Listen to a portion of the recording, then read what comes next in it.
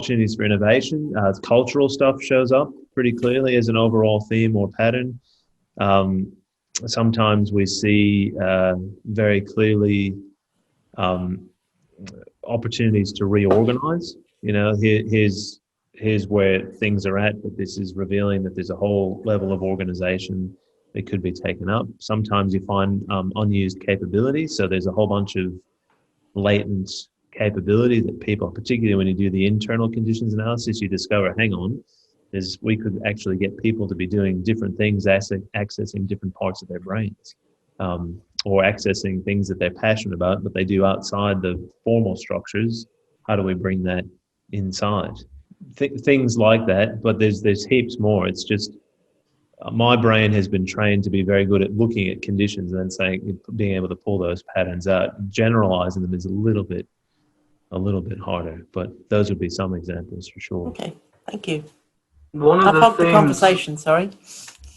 no, I was just going to say, one of the themes I've been seeing is that there's a real appreciation at the moment for local and a real understanding after the disruption we've had through the bushfires and COVID, that you can't really be relying necessarily on all of these external things anymore.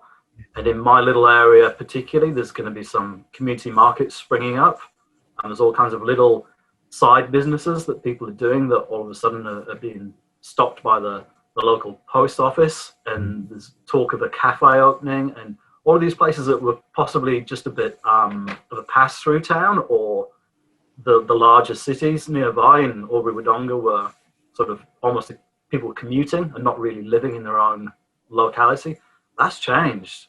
Yeah. And I've seen a big theme of that value of local coming back.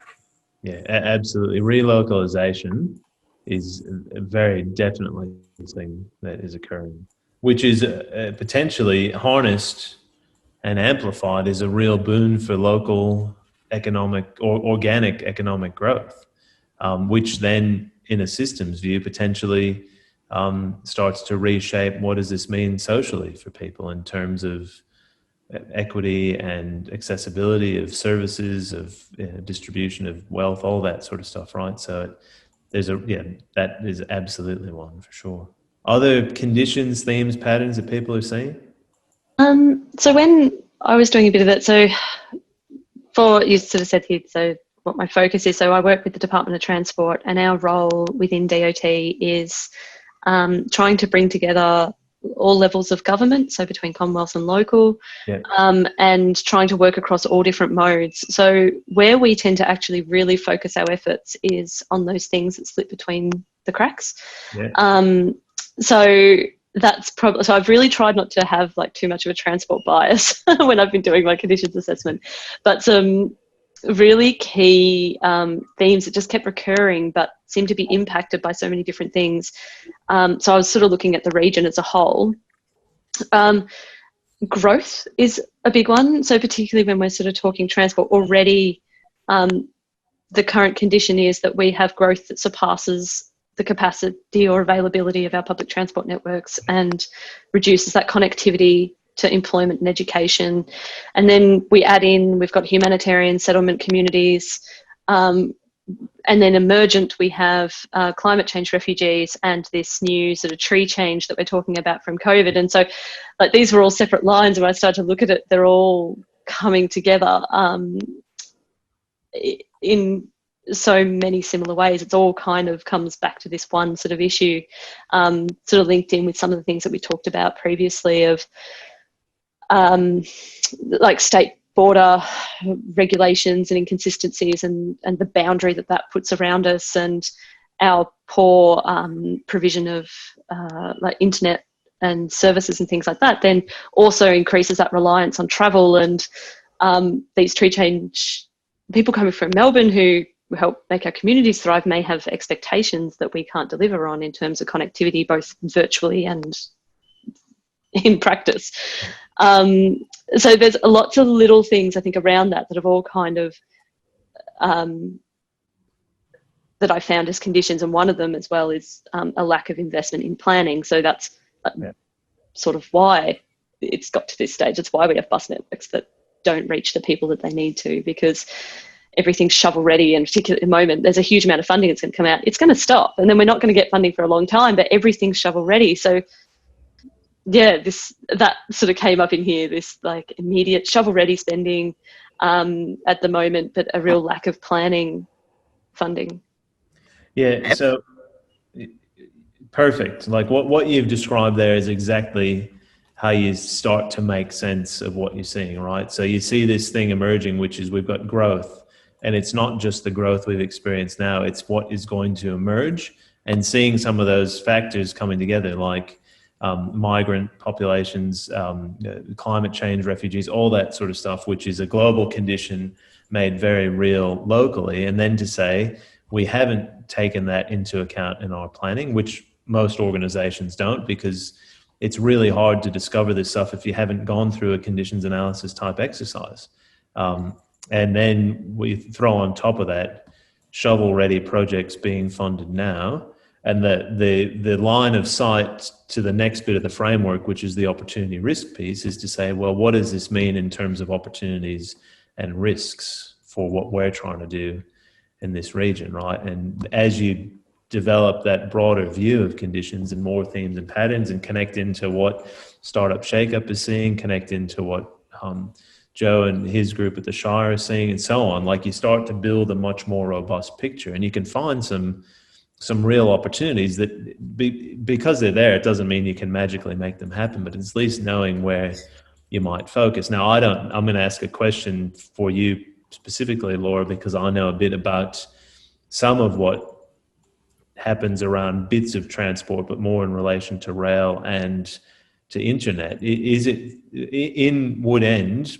I know that the Bendigo line has dark fibre running, from Melbourne to Bendigo, which doesn't get, it may even go further than that, which isn't properly unlocked as a capability for the regional communities on that line. Is that similarly, and I don't know the full rail networks, but is there a rail network with dark fibre that heads up, Benalla, Wangaratta, etc., or no? I'm not sure, I guess, what you mean by when you say dark fibre, do you mean? So I'm not technologically savvy. Sorry, dark fibre is like the fibre optic capability. The cables are there, but it's not active. It just hasn't. So it's dark. It's just like, and this is very common. It's often run alongside rail networks. So when you do rail upgrades, you run the fibre, and then people forget about it, or they haven't properly worked out how to integrate it into the system. And see, you get this latent potential sitting there, which is we've got a growth, we've got transport compromised, and do we have a way of unlocking a better internet service beyond what the usual thing is, which is can Telstra do something better with an Ericsson, say, providing the backbone infrastructure? Potentially. Yeah. And I do believe that the fibre is run with most of the railway lines. We do have one main trunk route of railway line, but probably that's not really going to the challenges for our network connectivity. I actually have better connectivity out on satellite internet, although there's an incredibly slow ping, than I used to in Wodonga, because it's that whole fibre to the node thing. And it just crumbles in the poor weather. So when you have heavy rain or wind or heat, which we get a lot of up here. So like they're the two big gaps, the coverage of our network, and then the reliability of it to the house, the premises. The other thing that we have in an area that has a university, a school or a health system is an organisation called ARNet, who are the internet service provider for the universities. So, for example, in Wangaratta Regional Study Centre, where I work, we have ARNet capacity because universities all have ARNet attached. And I know that they are doing cabling going down, basically down the Hume Highway, which will mean that that won't necessarily do anything for the region, but in the towns of Wangaratta, Benalla, the places where that cable is close, it means that there is capacity there for local communities, and they'll have to buy in, I would imagine. But there's certainly a whole raft there. And then the other thing that's going to be happening, of course, is these big networks of very low Internet of Things type coverage. Yep. So that won't do anything for us downloading Netflix, but Internet of Things coverage will be much wider than it is at the moment, which And then has implications in ways. And you can throw into that the stuff that Apple and Tesla and I think Google are playing with at the moment, which is a pure satellite cellular network, which of course you could then do internet through as well. So there's all that sort of stuff emerging. And the point is not to necessarily have an answer to it, but it's by doing that conditions. Elena sees something that adds to your view, Laura, vice versa. You start to build a broader view, again, to come back to, well, what does this mean in terms of opportunity and risk? And a simple example of that is the opportunity is if there is a connectivity issue that's linked to growth and transport and all that sort of stuff, it's the opportunity is how do we get better connectivity for more people for the benefit of education, business, health, that whole system. The risk is we haven't had that conversation, the planning hasn't been done, and you get another siloed approach to doing something, and there's a whole latent capability set that doesn't get unlocked, or the cost of unlocking it goes up more significantly because we didn't do the thinking that whole scale early on to really crack what's possible. Which is why you got to have these conversations in networks, right? So you can connect the dots. Margaret, Joe, Adam, or Jess even, any other conditions, patterns, things you're thinking about? Adam? Thanks, David. I'm working in a pro bono role, trying to help the kind of statewide, but also nationally, the jazz sector. And it's really great to have. I've only been. This is my second session here, but just having some more language and ideas around all this. I've kind of been doing it in an ad hoc way. Yeah. I am a musician. I've been a festival director at a couple of festivals, so I've sat in different places, but at heart, I'm an artist. But it has been looking and consulting with community to look at what the state of things is and trying to identify what the gaps are, what the opportunities are, what the different things. And so just recently put a submission into parliamentary inquiry into Australia's creative and cultural industries.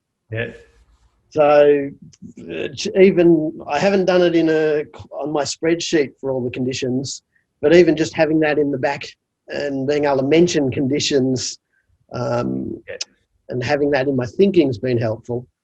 So we've got things where, like, I guess the patterns in particular around lack of visibility and lack of voice, and seeing, I've prior to this, last year looking at how jazz is kind of the scaffolding for contemporary music, yet it's often left outside of the definition of contemporary music. But the skills you get within jazz education often as training spreads across all styles of music and into different areas, and then seeing how a lot of the niche styles of music have festivals in regional settings. And so for a metropolitan artist, it's great. You've gone away, you've done a regional festival, and you come back to a metropolitan small gig and go, well, yeah, I played at that festival. And it might only be a small festival, but it carries this kudos. And that you might have more festivals of a niche nature in regional areas that are supporting that sector that are actually happening in a metropolitan one.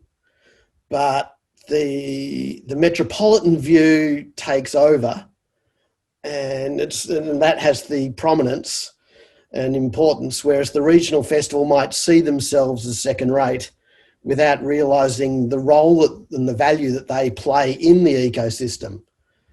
So, I feel like I'm rambling, but there's lots of this stuff that then through COVID is coming up, Yeah. where